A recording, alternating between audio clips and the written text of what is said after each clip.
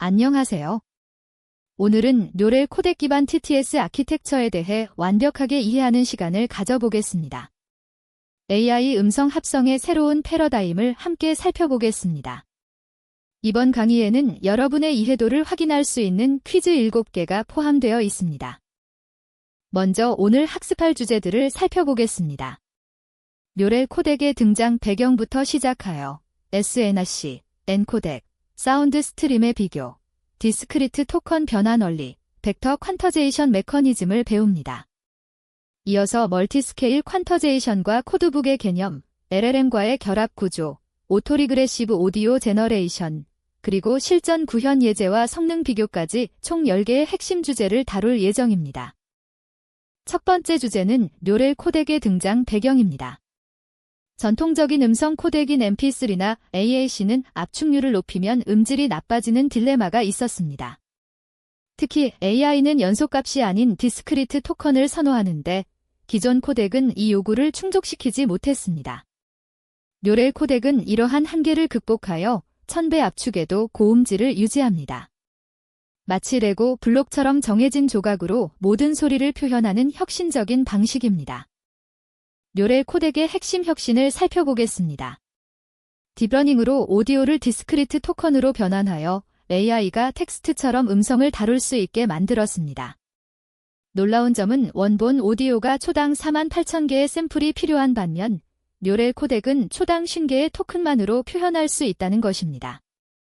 이는 약 1000배의 압축률입니다. 또한 LLM이 직접 다룰 수 있는 토큰 형태로 변환되어 멜 스펙트러그램 단계를 제거하고 효율성을 크게 향상시켰습니다. 인코더 디코더 구조와 벡터 퀀터제이션이 이 모든 것을 가능하게 합니다. 이제 엔코덱의 기본 사용법을 코드로 살펴보겠습니다. 먼저 토치와 토치 오디오, 그리고 엔코덱 모듈을 임포트합니다. 인코덱 모델 24kHz로 24kHz 모델을 로드하고 세트 타겟 밴드위드스 6.0으로 압축률을 설정합니다.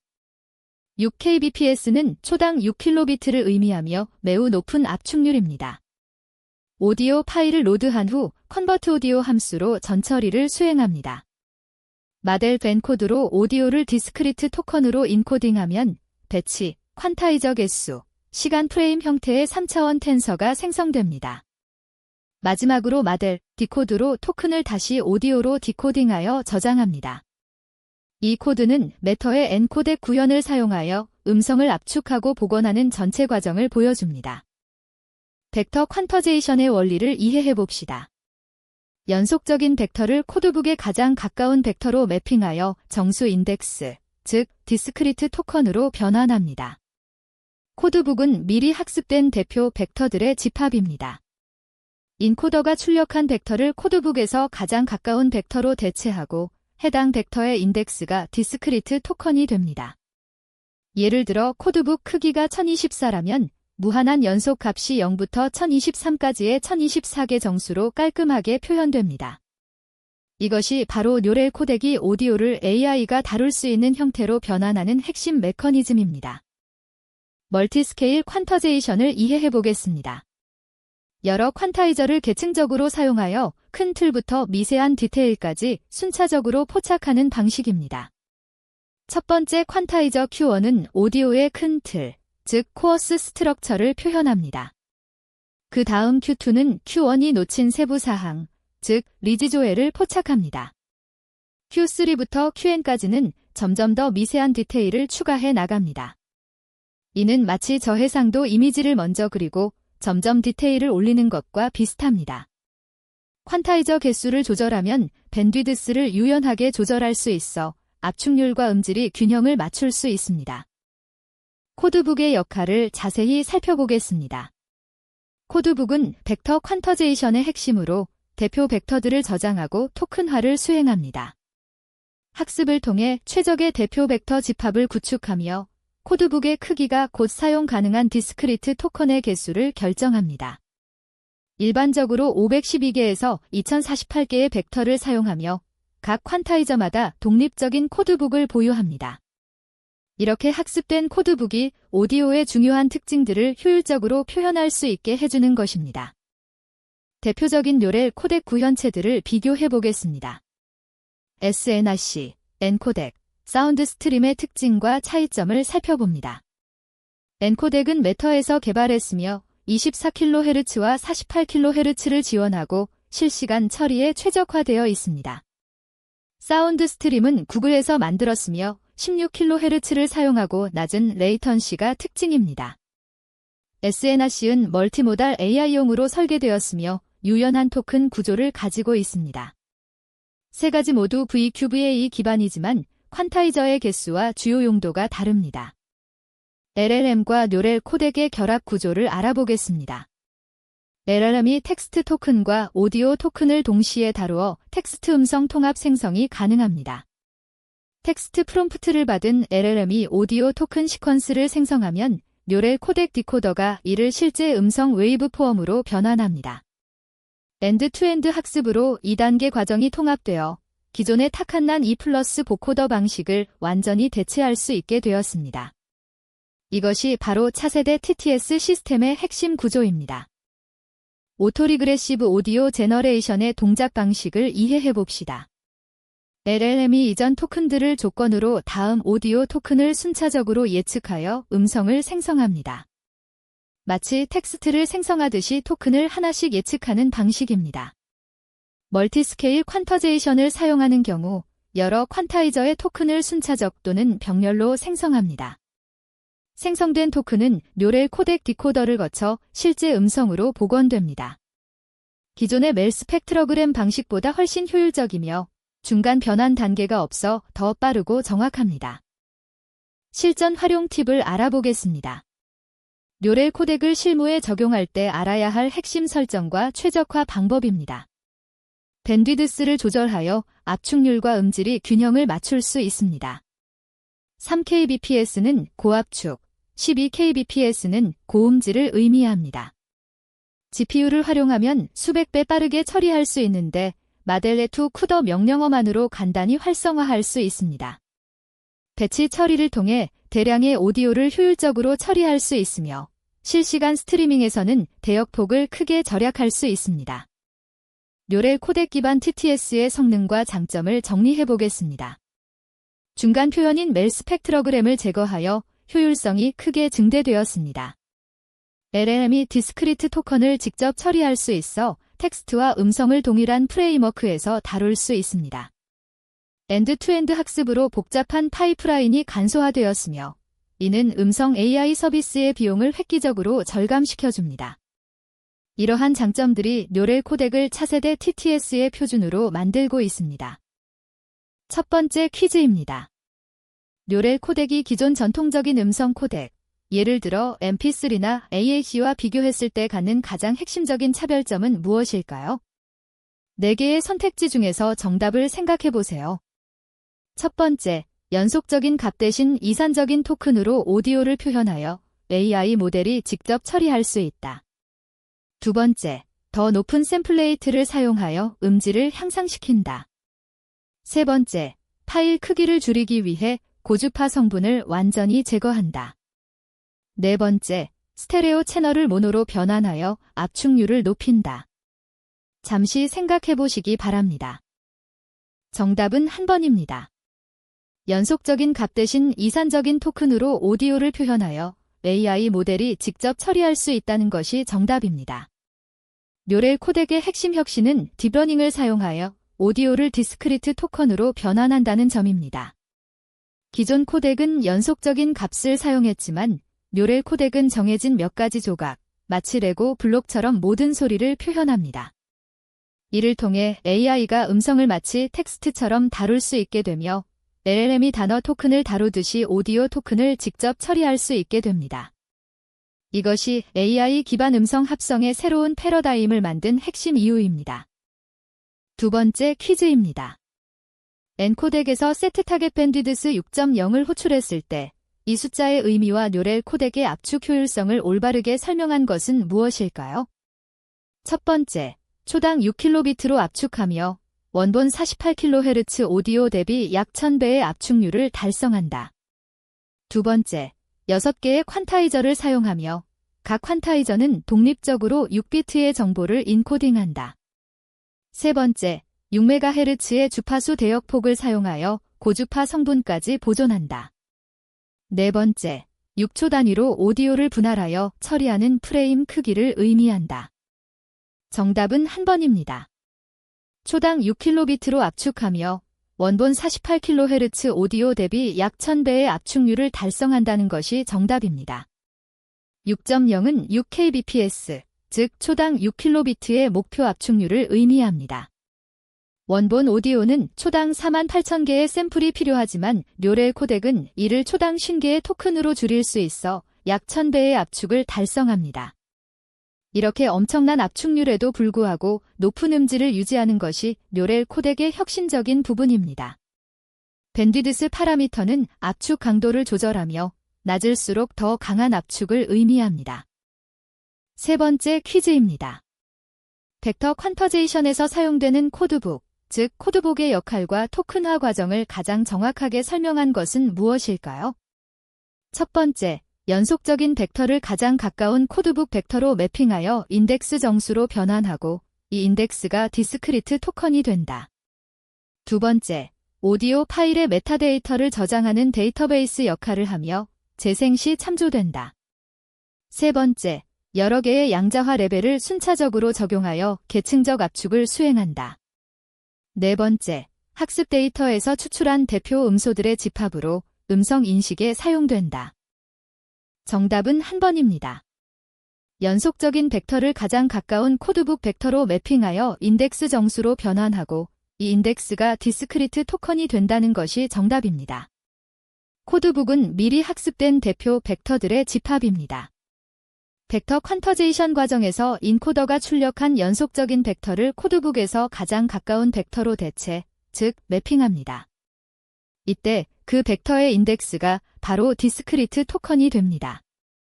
예를 들어 코드북 크기가 1024라면 무한한 연속 값이 0부터 1023 사이의 1024개 정수로 변환됩니다. 이것이 바로 레고 블록처럼 정해진 조각으로 소리를 표현하는 핵심 메커니즘입니다. 네 번째 퀴즈입니다. 멀티스케일 퀀터제이션이 단일 퀀타이저 대신 여러 개의 퀀타이저를 사용하는 이유와 그 동작 원리를 올바르게 설명한 것은 무엇일까요? 첫 번째 퀀타이저가 큰 틀을 표현하고 이후 퀀타이저들이 순차적으로 이전 단계의 리지조엘 잔차를 포착하여 디테일을 추가한다. 두 번째, 서로 다른 주파수 대역을 독립적으로 처리하기 위해 각 퀀타이저가 특정 주파수 범위를 담당한다.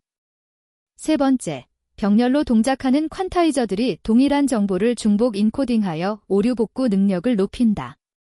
네 번째, 학습 속도를 높이기 위해 각 퀀타이저가 서로 다른 배치의 데이터를 처리한다. 정답은 한 번입니다. 첫 번째 퀀타이저가 큰 틀을 표현하고 이후 퀀타이저들이 순차적으로 이전 단계의 리지조엘을 포착하여 디테일을 추가한다는 것이 정답입니다. 멀티스케일 퀀터제이션은 계층적, 즉 하이라오키켈 접근 방식입니다. 첫 번째 퀀타이저 Q1이 오디오의 가장 중요한 큰 틀, 코어스 스트럭처를 표현합니다. 그런 다음 Q1이 놓친 세부 사항, 리지조엘을 두 번째 퀀타이저 Q2가 포착하고 Q2가 놓친 더 미세한 디테일을 Q3가 포착하는 식으로 계속됩니다. 이는 마치 저해상도 이미지를 먼저 그리고 점점 디테일을 추가하는 것과 유사합니다. 이 방식으로 밴드위드스를 조절할 수 있으며 퀀타이저 개수를 조절하여 더 많은 퀀타이저를 사용할수록 더 높은 음질을 얻을 수 있습니다. 다섯 번째 퀴즈입니다. LLM과 료렐 코덱을 결합한 TTS 시스템에서 오토리그레시브 오디오 제너레이션이 동작하는 방식으로 가장 적절한 것은 무엇일까요? 첫 번째, LLM이 이전 토큰들을 조건으로 다음 오디오 토큰을 예측하며 여러 퀀타이저의 토큰을 순차적 또는 병렬로 생성한 후 료렐 코덱 디코더로 음성을 복원한다. 두 번째, 전체 텍스트를 한 번에 인코딩하여 고정 길이 벡터로 만든 후 이를 디코더에 입력하여 음성을 일괄 생성한다. 세 번째, 오디오를 작은 청크로 나누고 각 청크를 독립적으로 생성한 후 칸케터네이션으로 결합한다. 네 번째, LLM이 음소 시퀀스를 먼저 생성하고 별도의 보코더가 이를 음성으로 변환하는 2단계 과정을 거친다. 정답은 한 번입니다. LLM이 이전 토큰들을 조건으로 다음 오디오 토큰을 예측하며 여러 퀀타이저의 토큰을 순차적 또는 병렬로 생성한 후 뇌럴 코덱 디코더로 음성을 복원한다는 것이 정답입니다. 오토리그레시브 오디오 제너레이션은 LLM이 텍스트 생성하듯이 오디오 토큰을 순차적으로 생성하는 방식입니다. LLM은 이전에 생성된 토큰들과 텍스트 프롬프트를 조건으로 다음 토큰을 예측합니다. 멀티스케일 퀀터제이션을 사용하는 경우 여러 레벨의 퀀타이저 토큰들을 생성해야 하는데 이는 순차적으로 먼저 Q1 그 다음 Q2 순으로 또는 병렬적으로 처리될 수 있습니다. 모든 토큰 생성이 완료되면 뇌럴 코덱의 디코더가 이 디스크리트 토큰들을 실제 음성 웨이브 포엄으로 복원합니다. 이 과정이 기존의 멜 스펙트러그램에서 보코더로 이어지는 2단계를 대체하는 새로운 패러다임입니다. 6번째 퀴즈입니다. 뇌럴 코덱 기반 TTS 시스템이 기존 멜 스펙트러그램 기반 방식, 예를 들어 타칸난 2 플러스 웨이브 글로 등보다 우수한 점으로 적절하지 않은 것은 무엇일까요? 첫 번째, 주파수 도메인 변환 없이 시간 도메인에서 직접 처리하여 위상 정보 손실을 완전히 방지한다. 두 번째, 오디오와 토큰 간 직접 변환으로 중간 표현인 멜 스펙트러그램 단계를 제거하여 효율성을 높인다. 세 번째, LLM이 직접 다룰 수 있는 디스크리트 토큰 형태로 표현되어 엔드-투-엔드 학습이 용이하다. 네 번째, 벡터 퀀터제이션을 통해 AI 모델이 텍스트 토큰을 다루듯이 오디오 토큰을 처리할 수 있다. 정답은 한 번입니다. 주파수 도메인 변환 없이 시간 도메인에서 직접 처리하여 위상 정보 손실을 완전히 방지한다는 설명이 적절하지 않습니다. 뇌럴 코덱도 내부적으로는 다양한 신호 처리 기법을 사용하며 위상 정보 손실을 완전히 방지한다는 것은 과장된 표현입니다. 뇌럴 코덱의 실제 장점은 다음과 같습니다. 첫째, 멜 스펙트러그램 같은 중간 표현을 거치지 않고 오디오와 토큰 간 직접 변환이 가능하여 2단계 과정을 1단계로 통합합니다. 둘째, 디스크리트 토큰 형태로 LLM이 직접 처리 가능하여 텍스트와 음성을 동일한 프레임워크에서 다룰 수 있습니다. 셋째, 엔드-투-엔드 학습과 추론의 간소화입니다. 위상 정보 처리는 여전히 신경망이 학습을 통해 암묵적으로 처리하는 부분이지 완전히 보존되는 것은 아닙니다. 마지막 7번째 퀴즈입니다. 코드 예제에서 인코디드 프레임즈의 쉐이비 배치, 넘버 퀀타이저즈, 타임 프레임즈일 때 이 3차원 텐서가 표현하는 정보 구조를 올바르게 해석한 것은 무엇일까요? 첫 번째, 각 타임 프레임마다 여러 퀀타이저가 계층적으로 정보를 인코딩하며 각 퀀타이저는 해당 시점에 서로 다른 해상도 정보를 담고 있다. 두 번째, 배치 차원의 각 샘플이 독립적인 퀀타이저 집합을 가지며 타임 프레임은 병렬 처리를 위한 청크를 의미한다. 세 번째, 넘버 퀀타이저즈는 스테레오 또는 멀티 채널 오디오의 채널 수를 의미하며 각 채널이 독립적으로 시간축으로 인코딩된다. 네 번째, 타임 프레임즈는 원본 샘플레이트와 동일한 해상도를 유지하며 퀀타이저는 비트 깊이를 나타낸다. 정답은 한 번입니다. 각 타임 프레임마다 여러 퀀타이저가 계층적으로 정보를 인코딩하며 각 퀀타이저는 해당 시점에 서로 다른 해상도 정보를 담고 있다는 것이 정답입니다. 이 텐서 구조는 멀티스케일 퀀터제이션의 핵심을 보여줍니다. 타임 프레임즈는 시간 축을 따라 분할된 프레임들이고 각 프레임마다 넘버 퀀타이저즈계의 퀀타이저가 계층적으로 정보를 인코딩합니다. 예를 들어 6개의 퀀타이저를 사용한다면 각 타임 프레임은 Q1, Q2, Q3, Q4, Q5, Q6 형태의 토큰 시퀀스를 가집니다. Q1은 가장 코어스한, 즉 거친 정보를, Q6은 가장 파인한, 즉 미세한 디테일을 담습니다. 이 구조가 밴드위드스 조절을 가능하게 하며 퀀타이저 개수 조절을 통해 리지조엘 퀀터제이션의 계층적 특성을 반영합니다. 지금까지 뇌럴 코덱 기반 TTS 아키텍처를 완벽하게 살펴보았습니다. 여러분은 이제 AI 음성 합성의 최신 기술을 이해하게 되었습니다. 학습해 주셔서 감사합니다. 더 많은 기술 콘텐츠는 www.codedec.kr에서 만나보실 수 있습니다.